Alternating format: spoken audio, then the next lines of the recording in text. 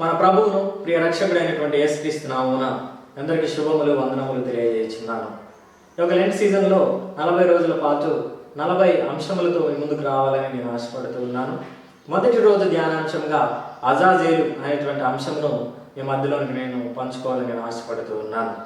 Azazel అనేటువంటి పదము మనకు వినడానికి కొత్తగా ఉన్నప్పటికీ పాత నిబంధన కాలంలో ప్రతి సంవత్సరం జరిగేటువంటి ఒక ఆచారం అయి ఉన్నది.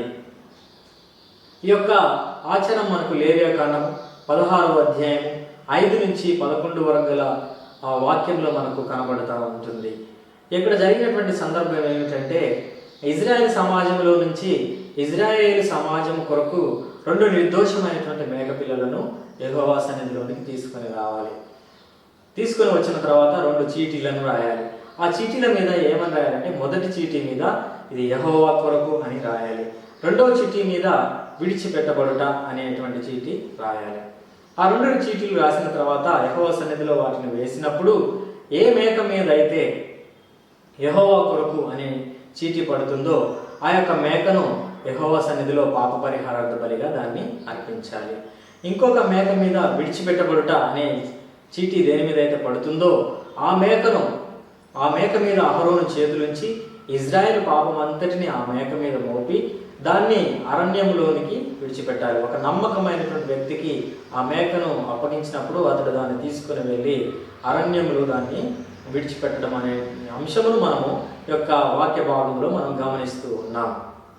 అయితే ఈ లెంట్ సీజన్లో అజాజేలు గురించి మనం ఎందుకు ధ్యానిస్తున్నామంటే, ఈ అజాజేలుకి యేసుక్రీస్తు వారికి చాలా దగ్గర పోలికలు ఉన్నాయి. దగ్గర పోలికలు కాదు, ఆనాడు అజాజేలు ఏ విధంగా అయితే ఇజ్రాయెల్ సమాజం అంతటి పాపములను మోసుకొని అరణ్యంలోనికి వెళుతుందో ఈ రోజు కూడా యేసు ప్రభు వారు మనందరి పాపముల నిమిత్తము ఇప్పటికీ కూడా మనం చేసేటువంటి ప్రతి పాపము నిమిత్తము యేసు ప్రభు వారు మన పాపములన్నింటినీ ఆ విధంగా పట్టణం వెలుపలోనికి తీసుకుని వెళ్ళి మనందరి నిమిత్తం బలి అయినటువంటి విధానం మనం గమనిస్తూ ఉన్నాం.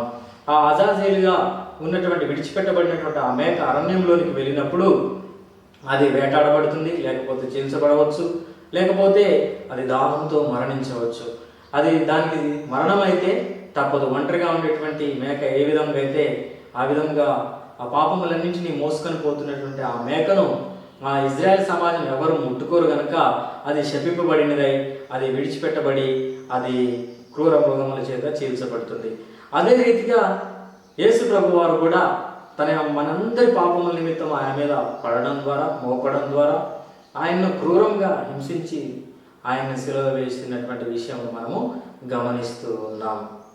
ఈ యొక్క లెంట్ సీజన్లో మనం గమనించినట్లయితే ఈ అజాజేలు యేసు ప్రభు వారు ఒకటేగా ఉన్నారు. అందుకే బాప్తిస్మ ఇచ్చే యోహాను యేసు ప్రభు వారిని ఆ యొక్క అభిషేకించేటప్పుడు బాప్తిస్మ ఇచ్చే ముందు అన్నాడు, ఇదిగో లోక పాపములు మోసుకొని పోవు దేవుని గొర్రెపిల్ల. అవును, మనందరి పాపములను మోసుకొని పోయేటువంటి ఆ దేవుని గొర్రెపిల్ల, ఆ అజాజేలు, ఆ విడిచిపెట్టబడినటువంటి మేక ఈ యేసు క్రీస్తు వారే. మనము గమనించినట్లయితే ఈ అజాజేలు అనేటువంటి పదానికి విడిచిపెట్టబడుట మరియు బలి పశువు అనేటువంటి అర్థం కూడా వస్తుంది.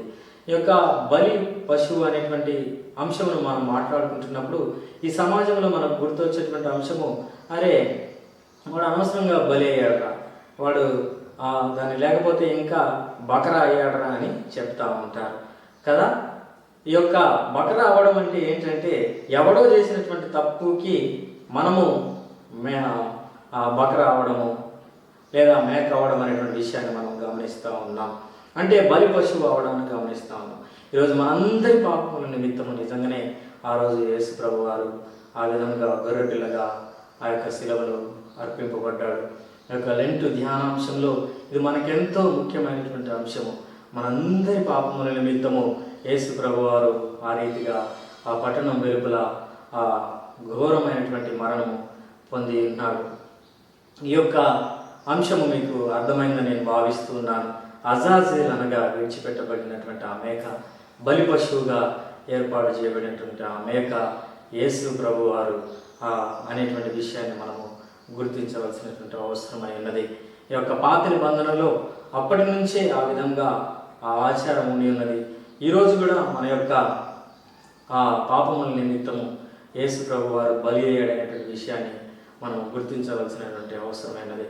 మనందరం కూడా ఆ రీతిగా మనందరి నిమిత్తం ఒకసారి బలి అయినటువంటి ఆ పరిశుద్ధ రక్తం ద్వారా మనందరము నీతిమంతులుగా తీర్చబడి మనందరము ఆయన యొక్క సన్నిధిలో ఉండుట ఆయన చిత్తమై ఉన్నది. కొన్ని మాటలు దేవుడు దీవించును గాక. మరి ఒక అంశంతో రేపు మనం కలుసుకుందాం. అంతవరకు సెలవు. దేవుడు మిమ్మల్ని దీవించును గాక. ఆమేన్.